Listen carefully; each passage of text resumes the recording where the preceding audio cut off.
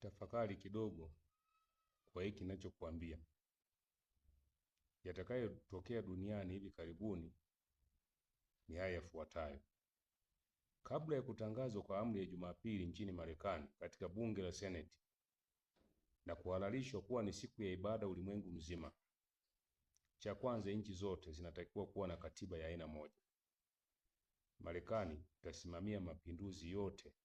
Kila nchi lazima ikubali mfumo wa Vatican. Nchi nyingi zitapinduliwa. Marais wengi wataondolewa madarakani.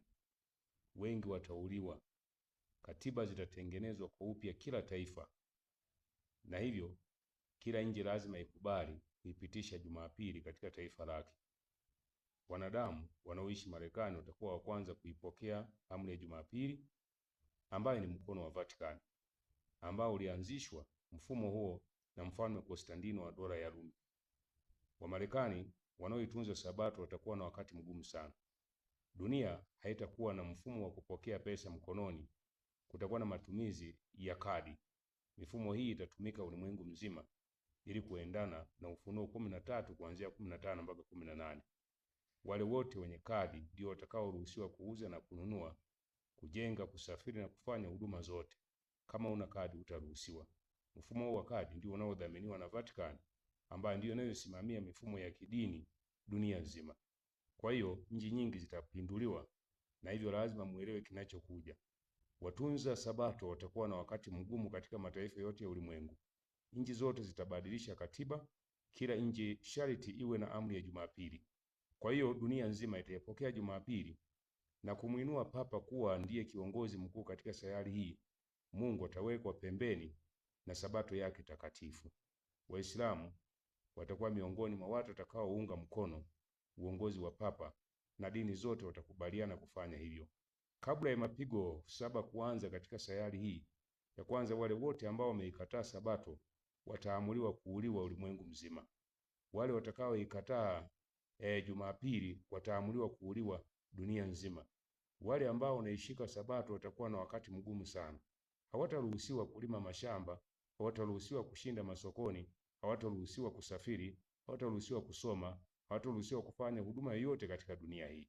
Hivyo Waadventista wa Sabato watakuwa na wakati mgumu sana, maana wao watakuwa upande wa Kristo pekee na kuishika Sabato kama siku ya ibada ya kumtukuza Mungu Muumbaji, ambaye kwa mara ya kwanza katika sura ya 2 katika kitabu cha Mwanzo anajitambulisha kuwa yeye alifanya kazi siku 6, siku ya 7 akapumzika. Na ndiyo siku ambayo Yesu alikuwa kaburini baada ya kufa siku ya Ijumaa, na siku ya kwanza ya juma, Jumapili, siku aliyofufuka, haipo katika utaratibu wa ibada katika sayari hii. Kwa hiyo dunia itakuwa na ibada mbili: ibada ya watunza Sabato ulimwengu mzima na ibada ya watunza Jumapili. Kwa hiyo Wasabato, mara tu baada ya amri ya kuwaondoa katika sayari hii, amri itakayotolewa na Amerika, kitakachotokea ni nini? Kitakachotokea ni kwamba Wasabato, Mungu atawaondoa katika miji na kuwaficha mahali ambapo yeye amepanda. Hivyo mapigo 7 yataanza kwa ulimwengu. Baada ya kuanza mapigo 7, wengi ambao wameikataa Sabato, wengi wanaowatafuta Waadventista wa Sabato mahali popote wauwe, watakabiliwa na mapigo 7 yaliyowapata wa Misri. Na hivyo pigo la mwisho kabisa, pigo la mvua kubwa ya mawe, mvua ya kutisha, hilo ndilo litakuwa pigo la kushangaza, na ndipo Yesu atakaposhuka kuwachukua watu wake. Ni kipindi kilicho kigumu na kibaya kutisha. Kwa wakati huu mtashuhudia migogoro ya wanasiasa kila mahali, mtashuhudia maandamano, mtashuhudia mauaji, mtashuhudia utekaji, mtashuhudia uchumi wa nchi mbalimbali kushuka, mtashuhudia mataifa makubwa kupigana, mtashuhudia marais kutekwa, mtashuhudia marais wengi kunyimwa nafasi ya kwenda katika mataifa mengine makubwa. Na hivyo Papa anakwenda kupita kama kiongozi wa dini na serikali ulimwenguni. Mifumo ya kuunganisha dini na serikali ilianza muda mrefu sana. Dini na serikali zilipoungana hivi karibuni, ninamaanisha kwamba Marekani itanena kama joka. Kitabu cha Ufunuo sura ya 13, soma kwa makini, kinasimulia habari ya Danieli sura ya 2, sura ya 3, sura ya 7, sura ya 8, sura ya 9. Anazungumzia habari ya wafalme ambao walikwisha kupita. Ufalme wa kwanza ulikuwa Babeli, ufalme wa pili ulikuwa Medi na Ujemi, ufalme wa tatu ulikuwa Yunani, Ufalme wa 4 ulikuwa ni Rumi. Rumi ambaye ilikuja kugawanyika. Baadaye ulizaliwa ufalme wa kiroho, yani kanisa Katoliki. Kanisa Katoliki lilipata jeraha la mauti mwaka 1798 wakati ambapo Papa Pius wa 6 alipotekwa na jenerali wa Kifaransa akafia uhamishoni. Kitabu cha Ufunuo kinaeleza ya kwamba mara tu jeraha la mauti litakapopona, basi watu watakuwa na wakati mgumu sana. Wengi watachukuliwa kuwa ni watu wasiofaa katika nchi hii au katika dunia hii. Na hivyo basi niwaambie, mrejee muitunze Sabato. Hivi karibuni, sio muda mrefu, mwaka 2027 itakuwa ni kipindi ambacho dunia inakwenda kutimiza miaka 2000 toka Yesu alipobatizwa.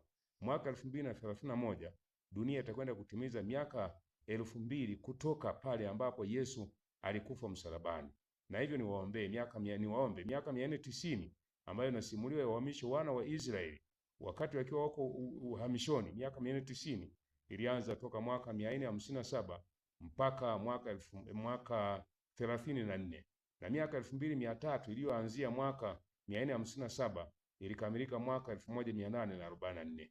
Wapendwa wasikilizaji, niwaombe chukueni hatua kwa sasa. Matukio yanayokuja ni magumu. Mtashuhudia mambo makubwa hivi karibuni. Papa anakwenda kuitangaza Jumapili katika dunia hii. Angalia ni vita na migogoro inayoendelea katika sayari hii. Angalia ni mapigano ya Kongo, mapigano yanaendelea, watu wanauawa. Angalia kilichotokea Irani. Angalia mataifa mengine ya Syria. Angalia Israeli na Palestina na mataifa mengine yote duniani. Vitu vinavyotokea ni vibaya kuwahi kutokea. Yeye anayesubiri marejeo ya Mwokozi mara ya pili ajiandae kwa kile ambacho kinaujilia ulimwengu, kwa maana tunaingia katika mfumo ambao hujawahi kutokea na wengi wataangamia. Bwana Yesu anakuja, jiandae, ujipange. Kama uliacha imani, rejea. Anza kumwabudu Mungu wako. Anza kutafuta vile ambavyo alikufundisha. Achana na mapokeo, achana na madanganyo. Karibuni, Papa anautawala ulimwengu. Marekani itanena kama joka. Marekani itakuwa ikinena kwa niaba ya Vatican. Kwa hiyo Vatican itakuwa anatumia Marekani. Na hivyo wale wote ambao wameendelea kuwa na imani vuguvugu wanakwenda kuangamia. Bwana wabariki mnapotafakari ujumbe huu. Usambaze ili kwamba watu wengi waweze kuamka, watu wengi wajiandae kwa ajili ya kusubiri marejeo ya Mwokozi mara ya pili. Amen.